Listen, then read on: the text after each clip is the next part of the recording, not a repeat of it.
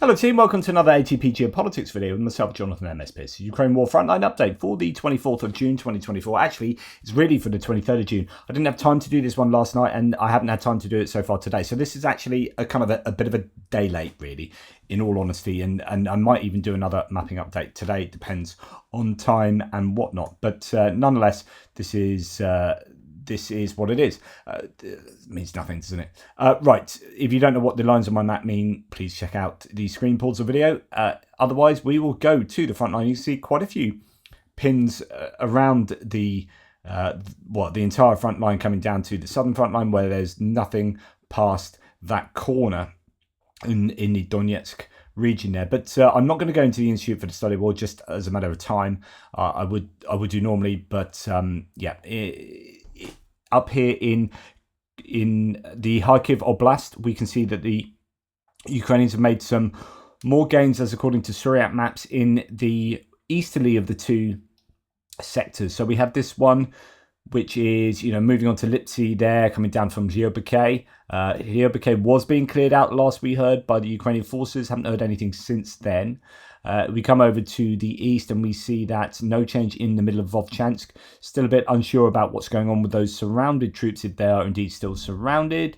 But we have some gains for the Ukrainians towards the west of this sector, near Prilipka, in a place called Staritsia, where the Ukrainians seem to push the Russians back in the middle of that town. So that's really good news for the Ukrainians there.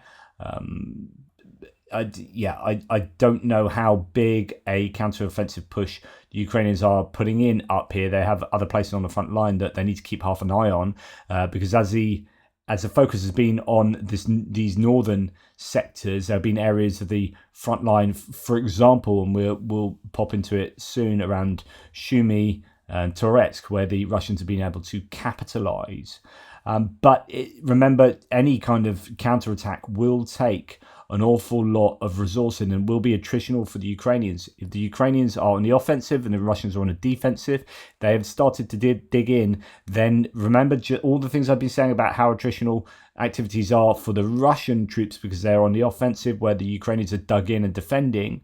It will be the same, but the other way around. So it will cost the Ukrainians lives and resources to take back these areas. So that is the northern the northern region. Now we're going to go to the northeast, the access from Kupiansk to Svatova to Crimea, and we can see Deep State Maps has a few small increases for the Russians around the Vilshana, and Suryat Maps has a small tree line taken by the Russians in that area as well. So a little bit of movement in the Vilshana sector, and that again is possibly a little bit worrying if the Russians are pushing here. They seem to be doing these kind of small advances here and there in places that we haven't seen too much activity of late. There's been no real activity around Vilshana for months, and then suddenly a bit of a pickup there, and they seem to be doing that in a number of places. So again, keeping the Ukrainians on their toes, keeping them keeping their attention diverted from elsewhere. A little bit further down the front line, and this is perhaps in that attempt to get towards Borova, that we heard that the Russians had a number of troops here, possibly 10,000 troops ready to go. I don't seem to have done much about that. There was talk about a number of mechanized vehicles and pieces of artillery, sort of 200 odd, more than that. Was it 250? I can't remember now, but a lot of mechanized equipment and artillery stacked in this area. But I don't seem to remember any particular attacks since that was announced. So anyway, a tree line here that the Russians have gained in, just slightly south from where we'd seen them push previously towards Borova, from that Novoherivka area, Ryarodka. There's Borova over there by the Oskil River. So small gain there. No change to the Torskut-Terny area, or in the Serebryansky forest, which has been a very active area. Russians have been pushed back with a Ukrainian counterattack in this particular area. Recently, reporting from Ukraine, done a number of videos on that. And then down past the Seversk front line, no change around Bilahorivka, although there's quite a big mapping difference between where the Russians are at, as according to Suryat maps and both the other mappers. I think Suryat maps is is wrong in, be as blunt as to say, I'm pretty sure they're wrong in the Bilahorivka and Chalk Quarry area. But coming a little further down to the west of Verkhnokamianka, the Russians have been pushed back a little bit there, or it could be a rejigging, not sure. It's not too big a change, but it's always good to see some blue pins on the map. So yeah, bit of a change there. Then coming on down past Chaziv Yar, and yet again another day of no change in Chaziv Yar. So I think that's significant. The Russians seem to have ground to a bit of a halt there, although as soon as I say that, the next day there'll be a move. It is still going to be tough fighting, but the Russians not moving at the, I'm sure, at the rate that they would like to.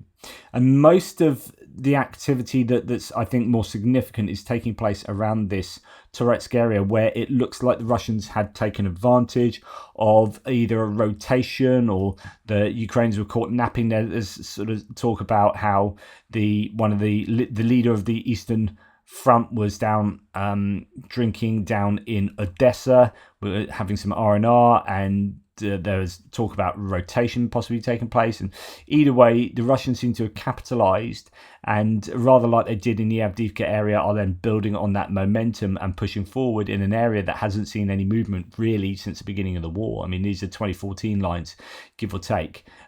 So that is, I mean, we have seen Mayorsk was, the Russians did take that, but it took them quite a long time to get that. That's this railway junction there. But since they'd taken that, no real change. And then suddenly we have seen them move forward. And as you can see, all the mappers agree that the Russians have moved forward through some of these tree lines, moved through Shumi, and now are moving on towards Pivnichne here on the outskirts of Toretsk. So this is all very worrying, because you're starting to get into real much denser urban environment here. Definitely a challenge for the Ukrainians, and the Russians moving north of Mayorsk as well, on the other side of the canal, trying to sew up all of this area to the east of the canal, until you get up to Ozerianivka and Kurdiumivka down here, where it starts sort of diverging the front line. But yeah, that makes sense for the Russians to take this kind of area there. Anyway, that's a worry there. We come then down to the Avdiivka sector. So we have Ocheritina and the movement towards the T0504. Actually, I say that. I should go to the other sources. Surrey map, talks about this area of Pivnichne. So let's just go through that. They say the situation on the Horlivka front, that's the front they call this, due to the large town just to the east there called Horlivka. So anyway, the Russian army took control over the cemetery at Pivnichne and the adjacent trenches, thus reaching the first houses of the town from the south. That's what they say there. Also, they do have something on Rozdilivka, which is up north of Bakhmut. Situation on the eastern front. Recent video footage shows Russian army advancing inside the locality of Rozdilivka from the east, where a Russian flag was raised. Always take flag raising with a pinch of salt, because you can sort of rush in, stick it up, and then run away. But anyway, this is, sorry to flip back here, but this is to the north of Bakhmut. So we were just in the New York area. To the north of Bakhmut, you've got Soledar and then Rozdilivka up here.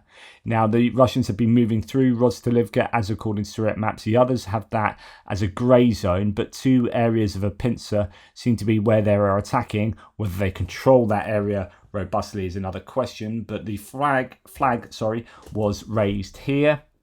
So that's even further into Rozdilivka, and would indicate that Surat Maps is along the right lines there with what they are claiming. The Russians are certainly fighting in the town, and whether you see that a flag as them controlling that, or whether they just put it up and then it gets blown up, the flag gets blown up by a drone 30 minutes later is, I guess we won't know, but they might control more of Rozdilivka than otherwise indicated. Anyway, going on now to the northern part of the Avdiivka sector, we'll go, as I was trying to start, we'll go to this Ocheritina, Arkhangelska area onto Nova Alexandrivka.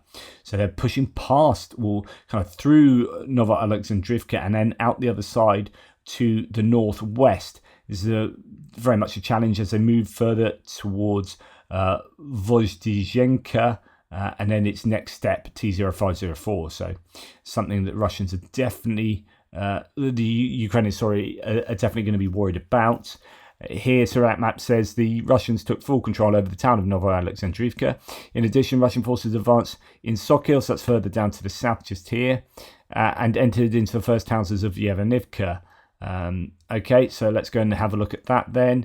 We have Sokil, and that moves on to Yevanivka.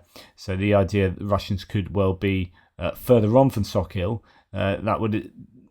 you'd assume they're talking about here.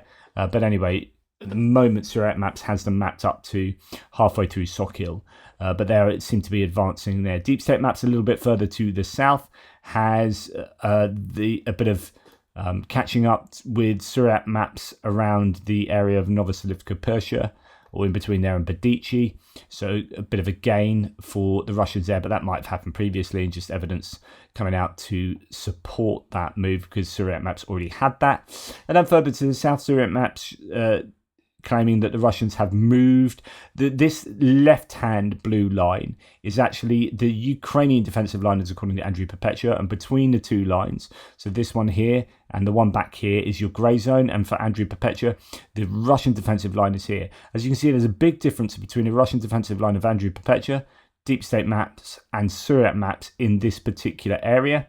And that's by the Karlivka Reservoir here, and the one slightly further to north, you've got Umanska, where the Russians have now they're now in control. Here you have the Russians moving through the grey zone, as according to Surat Maps, and taking up positions in the Ukrainian defensive area. That might not be agreed upon by Andrew Perpetua, who still has the whole area as a grey zone, but anyway, it gives you a taste of what may come anyway. And then, so yeah, Ukrainians being put under pressure a lot all around the Avdiivka, certainly the westernmost side of the Avdiivka salient. And then we have a small gain for the Russians, tiny little gain in Krasnohorivka here, which we have. Is that the one?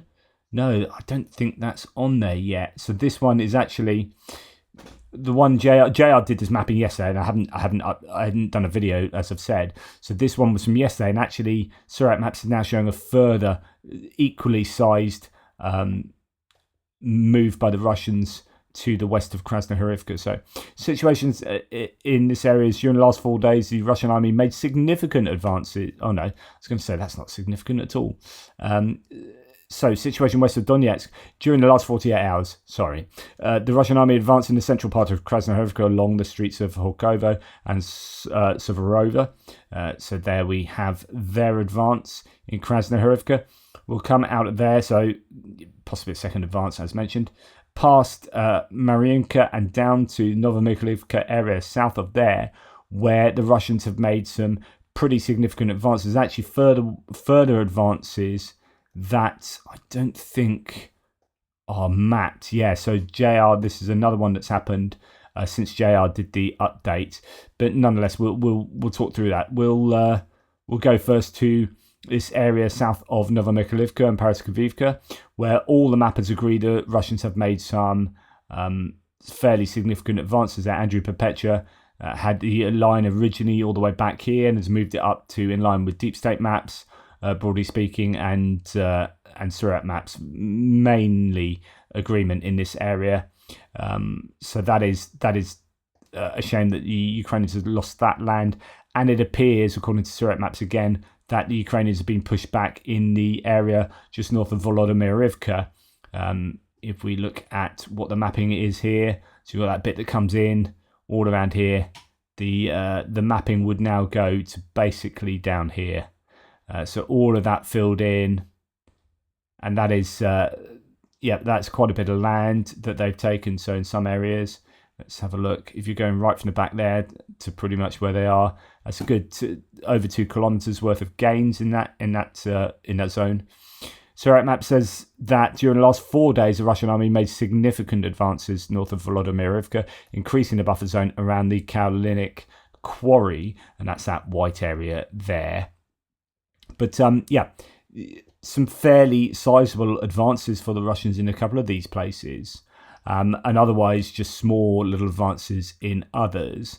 Just watch out for that area in the Holivka axis. Obviously, all of the Avdiivka front is, I think, somewhat fragile. And then down south there, it seems to have opened up. Again, this is an example of opening up in a place we haven't seen it for a long time. So there we have it. Sorry, just had to take a phone call then. Where were we? So basically, they are doing these little probing attacks in a number of different places and also continuing to attack in the areas where they've got momentum. I wonder whether now that Ukraine are going to be wanting to take that land back up in the north, whether that will do what it was initially set out to do, which is divert some of the Ukrainian attention and resources to doing that. I don't know whether you could think of a scenario whereby it's actually more useful for the Ukrainians not to exhaust themselves too much on this area. But then, of course, it allows the Russians to completely dig in and build those fortifications with their excavators, and it means it's even more difficult for them to take back. And it's that kind of bite and hold approach, bite and hold, that the Russians seem to be going for, which in any number of places they bite it, and it's cost them a lot to do that. But once they get it, they dig in and hope that they can outlast the Ukrainian will and ability to defend. Anyway, that's enough from me. Thanks very much for watching. Really appreciate both your support and also and the support of the members. Members are amazing. Thank you. But also JR and his mapping, he's been fabulous. So thanks to JR for doing this. He is a totally cool dude. Anyway, take care. Speak soon.